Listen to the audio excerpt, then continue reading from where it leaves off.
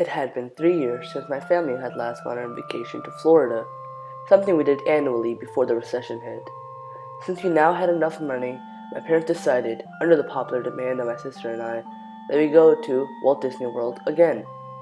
We were both teenagers, and our parents kind of saw this as a bit juvenile, but decided it would be fun anyway. I could not wait to finally go back, and neither could my sister. Being avid theme park goers as well, we were especially attracted to the creativity and the, well, magic, as one would say about the rides there. They never got old, and had their share of nostalgia and excitement. However, there was one other reason I wanted to go. You normally associate Disney World with words such as excitement, fun, and happiness, but with these characterizations come counterbalances. After scrolling through OMG facts one night, I came across a rather interesting fact. It was about an abandoned water park in WDW, Walt Disney World, apparently named River Country. I was absolutely appalled by this since I had previously thought Disney in a more idealistic and perfect way. The water park was directly on the shores of Bay Lake, being that huge, stagnant body of water adjacent to the Magic Kingdom.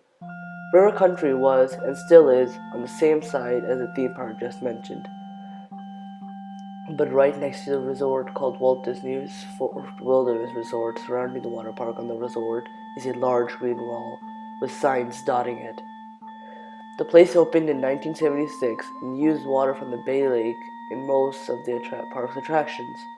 It was very rustic and the wilderness-based in design, and contained artificial rocks that resembled those used on another attraction, Big Thunder Mountain Railroad.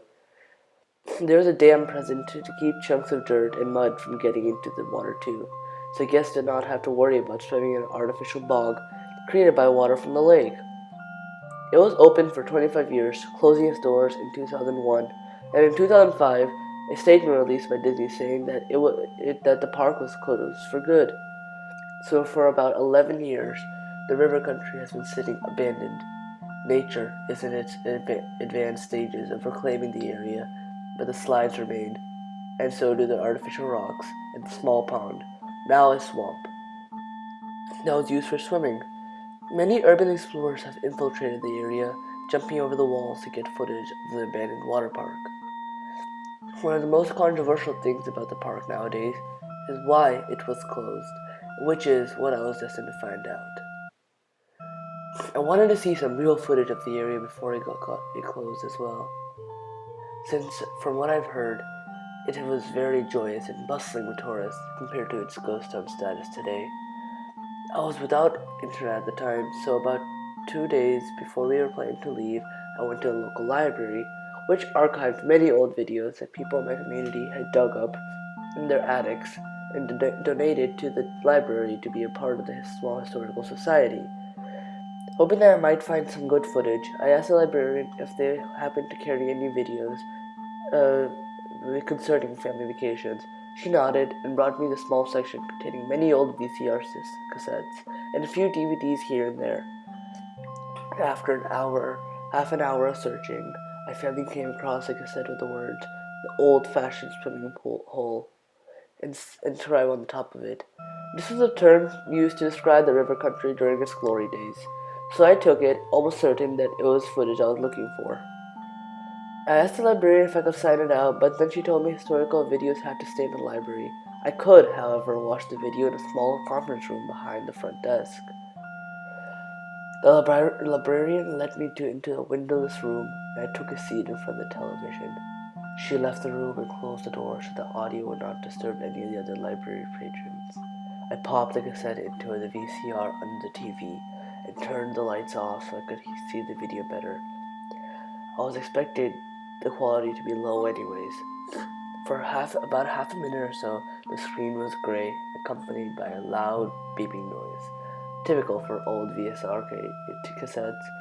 The gray soon disappeared, showing footage of two individuals in front of the entrance to River Country. They were both men, and it was either very late at night or very early in the morning, as nobody else was in the park. Very few of the water park's lights were on either. On the bottom left corner of the screen, the date, November 1st, 2001, was displayed. This was significant because the water park closed for good the very next day, on November 2nd. The two men were talking about how they had been denied entrance to the park in the morning since it had reached the guest capacity limit. They also stated that only these hours of night could they get past by the park security. The two walked up to the bigger water slides at the park, which led directly into the pond, supplied by the green water of Bay Lake. Once they had both got to the top of the slide, which was encircled by artificial orange rocks, one man prepared to slide down. The two laughed over what seemed to be an inside joke, and finally the cameraman ended up pushing his friend down. I heard him scream in delight as he descended to the pond. The cameraman then proceeded back the way that they came to get to the slides and across a bridge that traversed a small lagoon. He ended up back at the pond shore, where the sound of his splash was heard. This was when the video started to unsettle me a little. After waiting at the shore of the pond for about 3 minutes, nobody surfaced. The cameraman began to cry his friend's name frantically and started to run back to get help at the Fort Wilderness Resort. He stopped abruptly, though, at what seemed to be a kiddie area, a small shallow pond, on hearing a faint cough. He instantly turned around and saw a barely visible shadow about 10 or so feet behind him. Relieved, the cameraman started to approach his friend, glad that he was okay, but again, he abruptly halted. The friend's head was hanging down as he slowly itched it up. The cameraman started to hyperventilate as the features of the other man's face began to show. Crimson, dry blood was caked around his mouth, and some was even dripping off his chin. He was missing all the hair on his head as well. But one of the most disturbing parts of the image was that there were patches of skin missing that revealed the parts of the man's skull and jawbone. And he was even missing his right eye, leaving an empty socket. I became severely nauseous at the sight of this, to the point where I swallowed my own vomit. My heart also began to race as fear started to settle in my eyes. At the last minute of the film approached, the horrendous figure muttered something that sounded like, "There is no hope under the water." With that, the cameraman ran for his life, wheezing and panicking throughout this ordeal.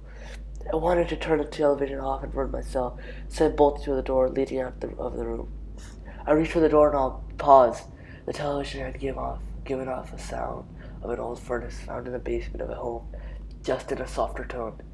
This tone, for some unknown reason, kept me from moving anywhere.